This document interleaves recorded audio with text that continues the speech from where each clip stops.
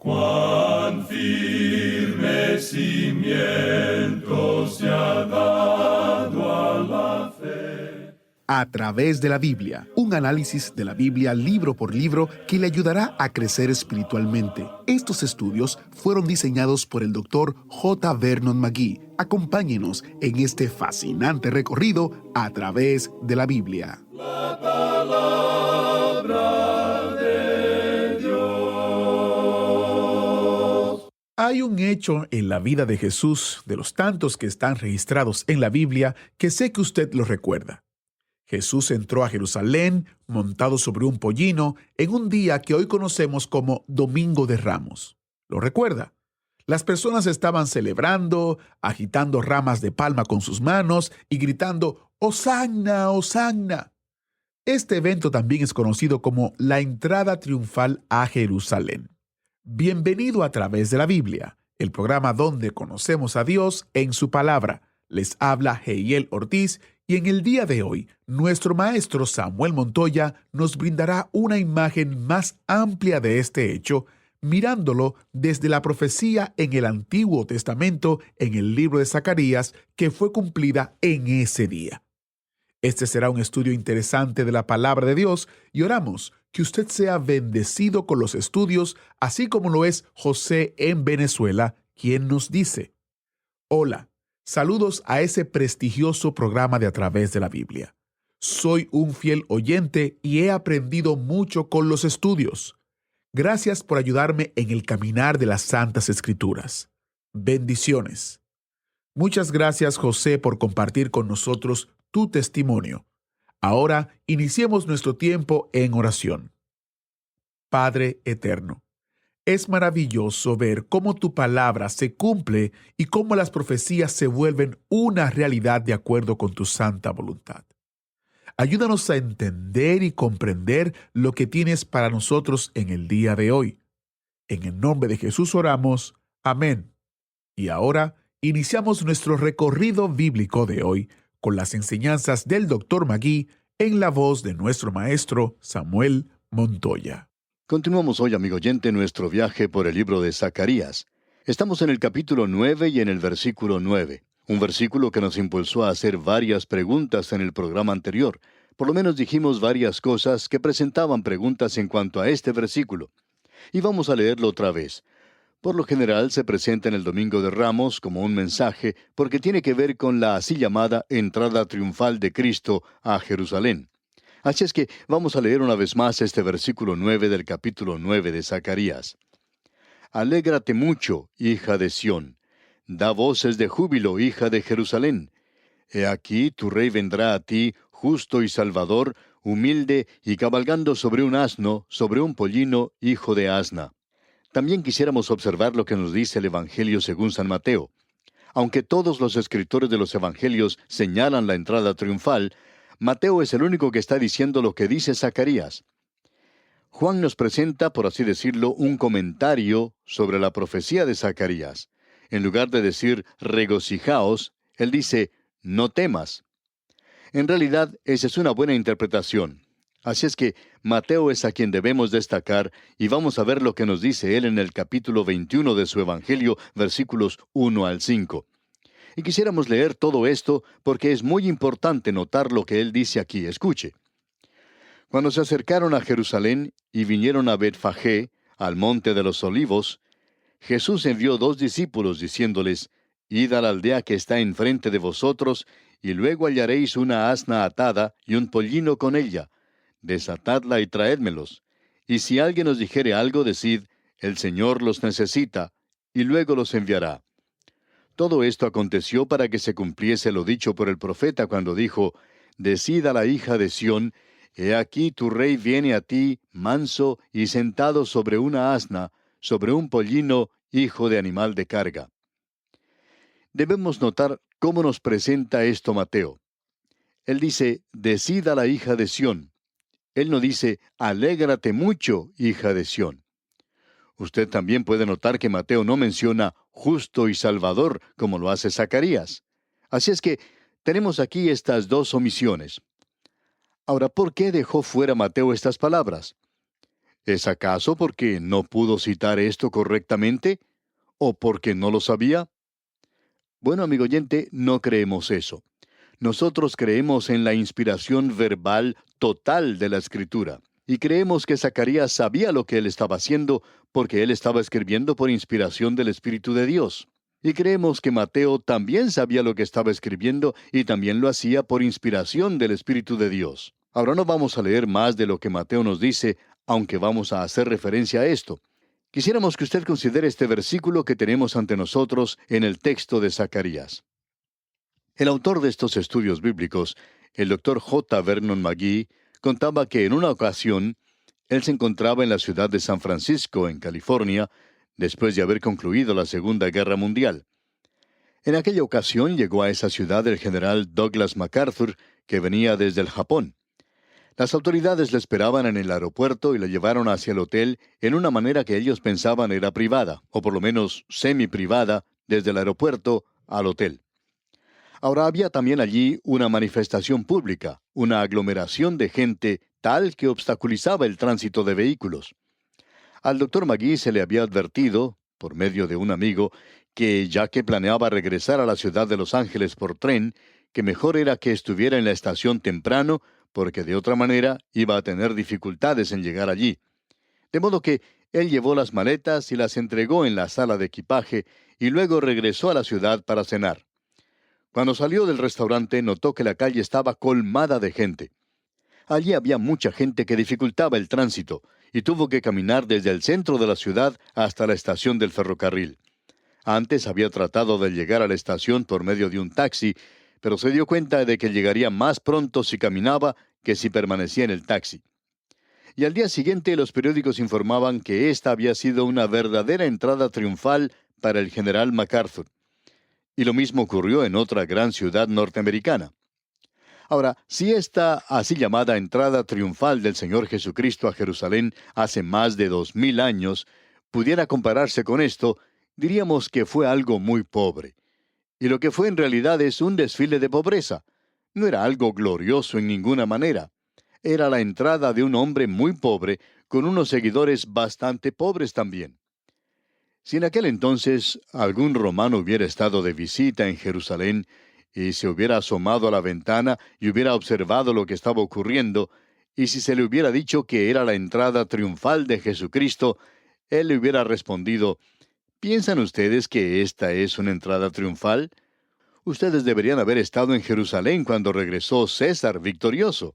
Era un desfile que se prolongó por 3 días cuando él entró a la ciudad con todo lo que había obtenido en la batalla y con los cautivos. Si ustedes piensan que esto es algo triunfal, entonces tendrían que haber visto eso. Entonces podrían darse cuenta de lo pobre y miserable que es este desfile.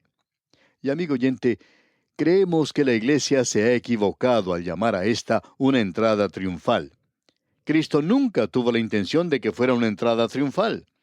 Señalaba en realidad una crisis en su vida, una vida que estaba llena de crisis. Señalaba un cambio en la táctica. Previamente, él había entrado en la ciudad sigilosamente, silenciosamente. Él había entrado de manera casi desapercibida. Buscaba las sombras, no había publicidad. Siempre se estaba apartando de las multitudes. Nunca buscaba llamar la atención. Se dice que él no levantaba su voz para que la gente le escuchara en la calle. Él entraba por la puerta de las ovejas y entraba y trataba de eludir a las multitudes, apartándose de la muchedumbre. Y cuando él hacía algún milagro, siempre trataba de hacer las cosas de manera calmada y silenciosamente. Pero aquí notamos un cambio de frente. Parecería ser algo inconsistente. Ahora él se presenta abiertamente, entra públicamente, demanda la atención. Él requiere una decisión. Él está forzando el asunto. Por un breve instante, la nación debe considerarle. Los fariseos tenían razón cuando dijeron que el mundo le estaba siguiendo. La ciudad de Jerusalén se sintió sacudida cuando él entró. Y ahora, a pesar de esta entrada notable, de este cambio de táctica, cuando él se presenta a sí mismo de manera destacada, se nos dice que él era manso. Y Mateo toma este versículo que él está citando del libro de Zacarías, de que él era manso y justo, y él dice: «He aquí tu rey viene a ti, manso, y sentado sobre una asna, sobre un pollino, hijo de animal de carga». Ahora, en este versículo hay tres cosas destacadas que han sido omitidas. Y estas omisiones son algo que debemos notar y es algo que debemos registrar. Mateo no cita todo lo que dice Zacarías. Él no dice, alégrate mucho, hija de Sión, da voces de júbilo. Mateo dice, decida la hija de Sión. Zacarías dice, justo y salvador. Mateo, por su parte, deja eso por fuera. Ahora, ¿por qué? Bueno, observemos esto. Él incluye aquí esto de manso. Y hay personas que leen esto y piensan que la razón por la cual es llamado manso aquí es porque está sentado sobre un pollino, sobre este pequeño animal, y que es ese animal que denota la mansedumbre.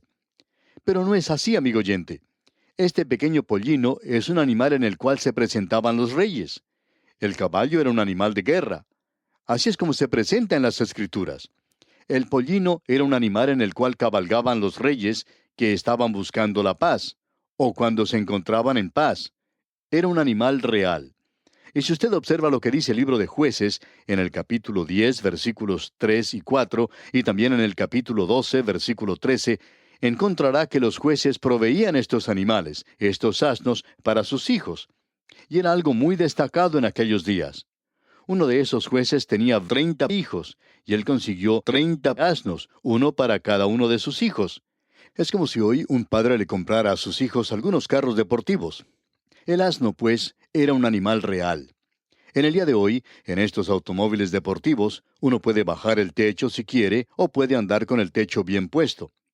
En aquel día, uno podía ver que el asno bajara las orejas, o que las subiera como le gustara a uno. Este, pues, era el animal en el cual cabalgaban los reyes.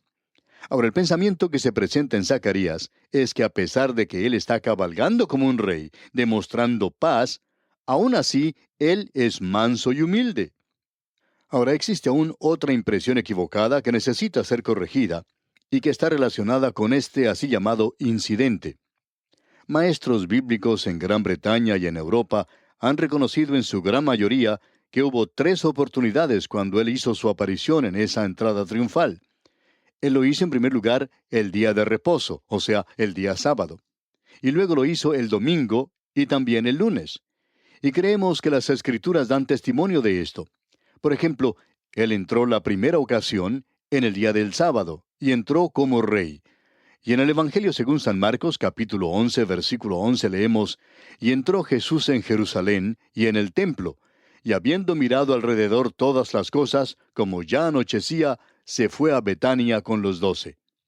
Así es que la primera ocasión en que él entró, sencillamente miró a su alrededor. Los cambistas no se encontraban allí en el día del sábado. De modo que él sencillamente miró a su alrededor y esa acción de él era una acción de rechazo. Y él entró como rey. Eso podríamos llamarlo el sábado de Ramos. Luego tenemos el domingo de Ramos. Él entró en el primer día de la semana, y allí se encontraban los cambistas en el templo, y él limpió o purificó el templo en ese día. Y usted podrá ver que él entró allí como sacerdote. Mateo nos presenta esto de una manera muy clara. No hemos leído todo lo que nos dice el capítulo 21 de Mateo, pero si usted observa lo que dice el versículo 12 de este capítulo 21, se dará cuenta de esto, de lo que estamos diciendo. Dice, «Y entró Jesús en el templo de Dios, y echó fuera a todos los que vendían y compraban en el templo, y volcó las mesas de los cambistas y las sillas de los que vendían palomas». Y esa fue la única acción que él hizo como sacerdote cuando él estuvo aquí sobre la tierra. Y eso, amigo oyente, es algo realmente destacado. El escritor de la epístola a los Hebreos nos presenta eso de una forma que no deja ninguna duda de que él nunca fue un sacerdote aquí sobre la tierra. Allá en Hebreos capítulo 8, versículo 4, leemos, «Así que, si estuviese sobre la tierra, ni siquiera sería sacerdote, habiendo aún sacerdotes que presentan las ofrendas según la ley. Pero ningún sacerdote se atrevió a limpiar o a purificar el templo. Y él hizo eso, y fue su única actividad. Y él hizo eso cuando entró a la ciudad el día domingo. Luego, él entró el lunes. Yendo de camino, él maldijo a la higuera estéril, según nos dice el evangelista Marcos en el capítulo 11, versículo 12. Él dice, «Al día siguiente, cuando salieron de Betania, tuvo hambre. Y luego vio a la higuera que tenía hojas pero que no tenía fruto. Entonces la maldijo. y él habla en cuanto a la purificación del templo. Pero luego, el evangelista Mateo nos informa en el capítulo 21, versículo 23 de su evangelio, diciendo: Cuando vino al templo, los principales sacerdotes y los ancianos del pueblo se acercaron a él mientras enseñaba, y le dijeron: ¿Con qué autoridad haces estas cosas? ¿Y quién te dio esta autoridad? Y él entró en el tercer día como el profeta de Dios. Él está enseñando, y él está enseñando por Dios.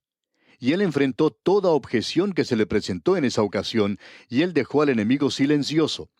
Y su voz era la voz de Dios. Él no solo dijo: el que me ha visto, sino el que me ha oído al Padre. Y por cierto que él hizo eso. Así es que tenemos entonces que él entró 3 veces. Y eso hace de esto algo bastante importante. Su presentación final ante la nación es una presentación que demuestra una posición triple como profeta, como sacerdote y como rey. Él no estaba haciendo una entrada, sino que en realidad estaba haciendo una salida, no una entrada. Él no se estaba preparando para residir en la ciudad de Jerusalén y reinar. Él envió a sus discípulos a que buscaran y prepararan un lugar para la Pascua. Él nunca les dijo que fueran a buscar y a alquilar un apartamento por 3 años. Él no estaba preparándose para entrar o para ser rey, sino que él estaba entrando para preparar su salida. Él estaba preparándose para su pasión, su sufrimiento, para su muerte, pasando a través de los portales de la muerte. Y su entrada a Jerusalén no era un boleto o un pasaje de ida solamente, sino que fue un boleto de ida y de regreso, y parte del programa que le llevó al Calvario: su muerte, su resurrección, su ascensión, su intercesión, su regreso otra vez, y también como el Rey. La realidad, amigo oyente, es que el camino del triunfo no puede ser confinado o limitado a una cabalgata en un pequeño asno desde la ciudad de Betania hasta Jerusalén. Es solamente una parte minúscula de un viaje que comenzó en las eternidades pasadas, cuando Él era el Cordero de Dios inmolado antes de la fundación del mundo, y cuando Él se extiende hacia las eternidades futuras. Y cuando uno lo ve en esos términos, en ese contexto, entonces se convierte en algo lleno de significado. Pero es sin significado sin ver todo esto. Aquel que salió de la eternidad es el mismo que entró a Jerusalén. Porque así dijo el alto y sublime, el que habita la eternidad y cuyo nombre es el Santo, dice el profeta Isaías en el capítulo 57 y versículo 15 de su libro. Luego el Salmo 90, versículo 2 dice: Antes que naciesen los montes y formases la tierra y el mundo, desde el siglo y hasta el siglo, tú eres Dios. Desde un punto en el infinito a otro punto en el infinito, Él es Dios. Así es que Él entró de esa manera. Ahora, la Iglesia llama a esto una entrada triunfal. Bueno, nosotros no opinamos lo mismo. Creemos que es una salida triunfal. El obispo Rull dice: esta multitud que le seguía, que le cantaba Hosana, nunca pensaba que Él era el Hijo de Dios, el Salvador del mundo. Pero esa misma multitud que dijo Hosana un día, dijo crucifícale al día siguiente. Creemos que uno de los cuadros más interesantes que se haya pintado fue pintado por un artista que no conocemos en realidad. Él pintó un pequeño asno, y ese asno está comiendo hojas de palma, y en el fondo se puede observar 3 cruces. Y amigo oyente, ese cuadro cuenta una historia. No fue una entrada triunfal, fue una salida triunfal. 6 meses antes de eso, afirmó su rostro para ir a Jerusalén a morir. Y él actuó por medio de un programa preparado de antemano, por medio de una decisión ya establecida, ya definida, y nada fue algo accidental.